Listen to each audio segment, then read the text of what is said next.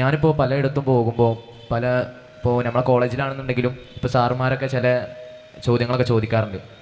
അതിലൊന്നെന്ന് പറയുന്നത് ഒരു ദൈവമുണ്ട് എന്നത് എങ്ങനെയാണ് നമ്മളെ കൊണ്ട് തെളിവ് ഉൾപ്പെടെ അതിനെ അർത്ഥമാക്കി പറയാമെന്നുള്ളതാണ് ചോദ്യം എന്ന് പറയുന്നത്. തെളിവ് എന്ന് പറഞ്ഞാൽ അതെന്താണെന്നുള്ളതൊന്ന് നമ്മൾ നിർവചിക്കണം. ഒരു സയൻറ്റിഫിക്കായ എവിഡൻസ് ആണെന്ന് പറഞ്ഞാൽ അത് പ്രകൃതിപരമായ കാര്യങ്ങൾ പ്രകൃതിയായിട്ട് ബന്ധപ്പെട്ട് മാത്രമാണ് ശാസ്ത്രത്തിൻ്റെ ഗവേഷണ അന്വേഷണം, അല്ലേ? അത് സാറന്മാർ പണ്ട് പഠിപ്പിച്ചു തന്നിട്ടില്ലേ? ഈ ശാസ്ത്രത്തിൻ്റെ ചർച്ച മൊത്തം പ്രകൃതിയോടാണ്. എന്നിട്ട് തന്നെ ഇതുവരെ ശാസ്ത്രം പുരോഗതി പ്രാപിച്ച് പ്രകൃതിയുടെ 5% വിജ്ഞാനം മാത്രമേ നമ്മൾ നേടിയിട്ടുള്ളൂ എന്നാണ്. ബാക്കി 95 ബാക്കി കിടക്കുകയാണ്. അപ്പോൾ നമ്മൾ ഈ പ്രകൃതിപരമായൊരു മാനദണ്ഡം വെച്ച് പ്രകൃതിയുടെ ഭാഗമേ അല്ലാത്ത, പ്രകൃതിയൊക്കെ ഉണ്ടാകുന്നതിൻ്റെ മുന്നേ എന്നൊക്കെ പറഞ്ഞാൽ ഒരു എൻ്റെല്ല ഞാൻ ഉദ്ദേശിച്ചത്, അതിൻ്റെയൊക്കെ മുമ്പേ ഉള്ള അള്ളാഹുവിന് പ്രകൃതിയുടെ ഒരു നിയമം വെച്ചിട്ട് നമ്മളൊരു ഒരു എവിഡൻസ് പറയാമെന്ന് പറഞ്ഞാൽ അത് ആ ചോദ്യം തന്നെ ഒരു പ്രശ്നമാണ്. നമ്മൾ റേഷൻ കടയിൽ പോയിട്ട് 4 മീറ്റർ മണ്ണെണ്ണ വേണമെന്ന് അറിയണ മാതിരിയാണ്, അല്ലെങ്കിൽ വൃത്തത്തിലുള്ള ഒരു ത്രികോണം ഉണ്ടാക്കണം എന്നൊക്കെ പറയണ മാതിരിയാണ്, അല്ലെങ്കിൽ 4 കൂട്ടിയ 7 എന്ന് അറിയണ മാതിരിയാണ്. അതായത് നമ്മളിപ്പോൾ എവിഡൻസ് എന്നുള്ള രീതിയിൽ പറയുകയാണെങ്കിൽ നിങ്ങൾ ഉദ്ദേശിക്കുന്നത് സയൻറ്റിഫിക്കായ എവിഡൻസ് ആയിരിക്കും. സയൻറ്റിഫിക്കായ എവിഡൻസിൻ്റെ പ്രശ്നം അത് പ്രകൃതിയായിട്ട് ബന്ധപ്പെട്ടതാണ്, അല്ലേ? പ്രകൃതി അല്ലാത്തൊരു കാര്യത്തെക്കുറിച്ച് സയൻസ് ചർച്ച ചെയ്യുമോ? ഇല്ല. എന്ന് കരുതിയിട്ട് ദൈവത്തെ അല്ലെങ്കിൽ സ്രഷ്ടാവിനെ തെളിയിക്കാൻ ഒരു എവിഡൻസും ഇല്ല എന്നൊന്നുമല്ല പറയുന്നത്. അത് വേറൊരു കാര്യം. ഈ പ്രപഞ്ചം മൊത്തം ചലിക്കുക എന്നുള്ളത് എല്ലാവർക്കും അറിയാലോ, അല്ലേ? പണ്ട് സൂര്യൻ ചലിക്കണില്ല ശാസ്ത്രം പറഞ്ഞിരുന്നു. ഇപ്പം 4 ചലനം ഉണ്ടെന്നാണ് പറയുന്നത്. നമ്മളെ 36-ാം അധ്യായം സൂറത്ത് യാസീനിൻ്റെ 38, 9, 40 വാക്യങ്ങളിലൊക്കെ പറയുന്ന അശംസ് ജരീൽ മുസ്തഖരിലഹ എന്നുള്ളത് സൂര്യന് ഇപ്പോൾ 4 ചലനം ഉണ്ടെന്നാണ്. പ്രകൃതിയുടെ ഓരോ സംഗതിയും ചലിച്ചുകൊണ്ടിരിക്കുന്നു. നമ്മളൊക്കെ ചലിക്കുന്നു, അല്ലേ? ആണല്ലോ. സർ ഐസക് ന്യൂട്ടൻ്റെ ഗ്രാവിറ്റേഷൻ തിയറി അല്ലാത്ത വേറെ ചില തിയറികളുണ്ട്, ചലന നിയമങ്ങൾ. ഒരു സ്ഥിരമായി നിൽക്കുന്ന വസ്തു ചലിക്കാനോ ചലിച്ചുകൊണ്ടിരിക്കുന്ന ഒരു വസ്തു നിൽക്കാനോ ഐസക് ന്യൂട്ടൻ പറയുന്നത് പുറമേ നിന്നുള്ള ഒരു പ്രഷർ വേണം എന്നാണ്, അല്ലേ? അത് പഠിച്ചിട്ടില്ലേ? ബാഹ്യമായൊരു പ്രഷർ വേണം. അതോടൊപ്പം അത് അസന്തുലിതമാവണം. എന്ന് വെച്ചാൽ കുറച്ച് ഏറ്റക്കുറച്ചിൽ വേണം. ഇപ്പം ഞാൻ ഈ സാധനം ഇങ്ങോട്ട് വലിക്കുന്നു, ഞാൻ വലിക്കുന്ന അതേ ഫോഴ്സ് വെച്ച് വേറൊരാൾ അങ്ങോട്ടും വലിക്കുന്നു, ഇത് ചലിക്കൂല, അവിടെ തന്നെ നിൽക്കും. ഏതെങ്കിലും ഒരാളുടെ ചലനം അസന്തുലിതമാകുമ്പോൾ എൻ്റെത് ശക്തി കൂടിയാൽ ഇങ്ങോട്ട് വരും, വേറൊരാളുടെ ശക്തി കൂടിയാൽ അങ്ങോട്ട് പോകും, അല്ലേ? അതോടൊപ്പം അത് ബാഹ്യവും ആവണം. നമ്മളൊരു കാറ് നിർത്തിയിട്ടുണ്ട്, അതിൻ്റെ ഉള്ളിൽ കയറിയിട്ട് ഡാഷ്ബോർഡ് എത്ര ഉന്തിയാലും വണ്ടി പോകില്ല. ഹാൻഡ് ബ്രേക്ക് ഇട്ടിട്ടില്ലെങ്കിലും ഒന്നും വണ്ടി പോകില്ല. എന്തുകൊണ്ട്? ആ കാറിൻ്റെ ഉള്ളിൽ നിന്ന് പ്രഷർ കൊടുത്തിട്ടുണ്ടെങ്കിൽ വണ്ടിക്ക് നീക്കം പറ്റൂല. കാരണം സർ ഐസക് ന്യൂട്ടൻ തെളിയിച്ചിട്ടുണ്ട്, ശാസ്ത്രലോകം അംഗീകരിച്ചിട്ടുണ്ട്, ബാഹ്യമായൊരു എനർജി, ഒരു പ്രഷർ വന്നാൽ മാത്രമേ ഒരു വസ്തു ചലിക്കുള്ളൂ എന്ന്.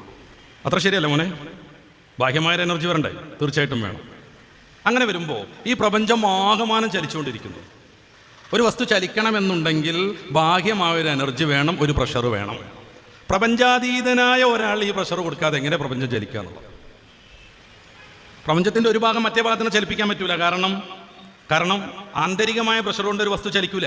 കാറിൻ്റെ ഉള്ളിൽ കയറിയിട്ട് എത്ര ഉന്തിയാലും വണ്ടി ചലിക്കൂല. പെരുന്തമണ്ണെന്ന് ബസ് കയറി എനിക്ക് പെട്ടെന്ന് പുഴക്കാട്ടിലേക്ക് എത്തണം, അതിൻ്റെ മുമ്പിലെ സീറ്റ് ഞാൻ എത്ര പിടിച്ചുന്തിയിട്ടും വണ്ടിക്ക് പ്രത്യേകിച്ച് ഒരു ഗുണം ഉണ്ടാവില്ല. കാരണം ഉള്ളിലുള്ള അല്ലെങ്കിൽ ആന്തരികമായ പ്രഷർ കൊണ്ട് ഒരു വസ്തു ചലിക്കൂല. അങ്ങനെ വരുമ്പോൾ ഈ മഹാപ്രപഞ്ചം, നേരത്തെ ഉസ്താദ് പറഞ്ഞു പ്രപഞ്ചത്തിൻ്റെ വ്യാപ്തിയെക്കുറിച്ച് കുറച്ചൊക്കെ, നമ്മുടെ സൗരയൂഥത്തിലെ ഒരു ബിന്ദു മാത്രമാണ് നമ്മുടെ ഭൂമി. ഏറ്റവും ചെറിയ ഗാലക്സിയിൽ 1000 കോടി നക്ഷത്രങ്ങൾ ഉണ്ടാവുന്നതാണ്. അതിനാണ് കുള്ളൻ ഗാലക്സി എന്ന് പറയാം.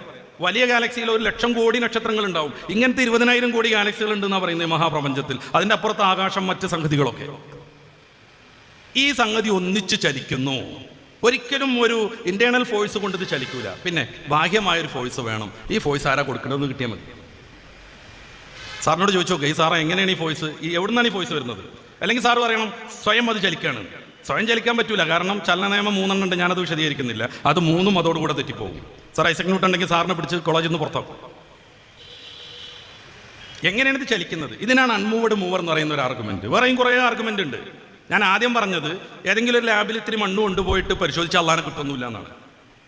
കാരണം ശാസ്ത്രത്തിൻ്റെ പരിധിയിൽപ്പെടുന്നതല്ല. അങ്ങനെ വേറെ പലതും കിട്ടൂല. ഇപ്പോൾ പുഴക്കാട്ടിൽ നിന്ന് ഇത്തിരി മണ്ണ് കൊണ്ടുവന്ന് ഇവിടുത്തെ ഒരു നല്ല ലാബ് കൊണ്ടുപോയി പരിശോധിച്ചാൽ ഇത് പുഴക്കാട്ടിലെ മണ്ണാന്ന് കിട്ടുമോ? കിട്ടൂല. അല്ലെങ്കിൽ അമേരിക്കയിൽ നിന്ന് കുറച്ച് മണ്ണ് കൊണ്ടുവന്നിട്ട് അത് പരിശോധിച്ചാൽ അമേരിക്കയുടെ തലസ്ഥാനം വാഷിങ്ടൺ ആണെന്ന് കിട്ടുമോ? അങ്ങനെ പരിശോധിച്ചാൽ കിട്ടാത്ത വേറെ കുറേ കാര്യങ്ങളുണ്ട്. അത് വേറെ കാര്യം. ഞാൻ പറയുന്നത് മണ്ണോ ഭൂമിയോ എന്തെങ്കിലുമൊക്കെ പരിശോധിച്ചിട്ട് നമ്മുടെ സയൻറ്റിഫിക്കായ മെത്തേഡ് അനുസരിച്ച് അള്ളാനെ കാണിച്ചു കൊടുക്കേണ്ട ആവശ്യമില്ല എന്നാണ് ഞാൻ പറഞ്ഞത്. നമ്മളതിന് ടെക്സ്റ്റൈൽസ് പോയിട്ട് ജുബ്ബ അടിക്കാൻ വേണ്ടിയിട്ട് 4 ലിറ്റർ തുണി ചോദിക്കാറില്ല. ഓരോന്നിനും ഓരോ മാനദണ്ഡമുണ്ട്. അപ്പോൾ കുറേ കണ്ടിൻജൻസി ആർഗ്യുമെൻറ്റിനെ കുറിച്ച് നേരത്തെ സുഹൃത്ത് പറഞ്ഞു. ഇത് ഡിസൈൻ ആർഗ്യുമെൻ്റ് ഉണ്ട്, വേറെ കുറേ കലാം കോസ്മോളജിക്കൽ ആർഗ്യുമെൻ്റ് ഉണ്ട്, കലാമില്ലാതെ കോസ്മോളജിക്കൽ ആർഗ്യുമെൻ്റ് ഉണ്ട്. ഇതുവഴിയൊക്കെ നമുക്ക് സൃഷ്ടാവിനെ തെളിയിക്കാൻ പറ്റും. അതുകൊണ്ടാണ് പരിശുദ്ധ ഖുർആൻ സൂറത്തു ഇബ്രാഹിമിൻ്റെ 10-ാമത്തെ വചനത്തിൽ അഫില്ലാഹി ശക്കുൻ ഫാത്തിരി സമാവാത്തി വല്ലർന്ന് എന്ന് പറയുന്നത്. അള്ളാഹനെ നിങ്ങൾക്ക് സംശയമാണോ? എന്നിട്ട് അതിനൊരു തെളിവെന്നോണം പറയാണ് ഫാത്തിരി സമാവാത്തി വല്ലർന്ന്. ഈ ആ ഭൂമിയെ അള്ളാഹു താല പടച്ചു എന്നാണ് പറയുന്നത്. ഈ സാധനം വെറുതെ ഉണ്ടാവില്ല ഇവിടെ. ഈ കിതാബുകൾ ഉസ്താദ് വരുവോളം അവിടെ അല്ല, ഉസ്താദിൻ്റെ വണ്ടി കൊണ്ടുവന്ന് മുത്താലിമിങ്ങളിൽ നിന്ന് നിരത്തി വെച്ചപ്പോൾ അവിടെ ഉണ്ടായി അല്ലേ? യാദൃച്ഛികമായി കിതാബുകൾ ഇവിടെ വന്നു എന്നുള്ളത് നമ്മളാരെങ്കിലും വിശ്വസിക്കുമോ? നിങ്ങളെ സാറ് വിശ്വസിക്കുമോ? ഇല്ല. പിന്നെ ഈ കുഞ്ഞു കുഞ്ഞു കാര്യങ്ങൾക്കൊക്കെ എന്ത് വേണം? ഒരു കർത്താവ് വേണം, ഒരു പിന്നിൽ ഒരാൾ വേണം. ഇതെല്ലാം കൂടി ചേരുന്ന മഹാപ്രപഞ്ചത്തിൽ ആരും വേണ്ടെന്ന് പറഞ്ഞാൽ അതൊരു ഭയങ്കര ബ്ലണ്ടറല്ലേ? ഈ സാധനം അവിടെ വരണം എന്നുണ്ടെങ്കിൽ, ഇതിന് ഒച്ച വരണം എന്നുണ്ടെങ്കിൽ അദ്ദേഹം അവിടെ ഓണാക്കണം. നേരത്തെ ഉസ്താദ് പറഞ്ഞല്ലോ ഇനി ഇത് ഓഫാക്കരുതെന്ന്. കാരണം എന്താ? മൂപ്പർ ഓണാക്കിയിട്ട് ഉസ്താദ് എണീക്കുന്ന സമയത്ത് ഇത് ഒച്ചല്ലാത്തതുകൊണ്ടാണ്. ഈ ഒരു നിസ്സാരമായി ഈ ഒരു സാധനം ഞാൻ പറയുമ്പോൾ ശബ്ദം നിങ്ങളൊക്കെ കേൾക്കും വിധം വലുതാവണമെങ്കിൽ ഒരാൾ ഓണാക്കണം എന്നുണ്ടെങ്കിൽ ഈ ഇടിയും മിന്നലും ഈ സംഗതികൾ മൊത്തം കൂടിയ മഹാപ്രപഞ്ചം യാദൃച്ഛികമായി ഉണ്ടായി എന്ന് പറഞ്ഞാൽ അത് ഏത് സയൻസിൻ്റെ എവിഡൻസ് കൊണ്ട് തെളിയിക്കാൻ പറ്റും? അങ്ങനെയുണ്ടല്ലോ. യാദൃച്ഛികമായ ഒരു സാധനം ഉണ്ടാവുന്ന എങ്ങനെ സയൻസിൻ്റെ എവിഡൻസ് കൊണ്ട് തെളിയിക്കുക? ഒരു കാര്യം കൂടി പറഞ്ഞ് ഞാൻ അവസാനിപ്പിക്കാം.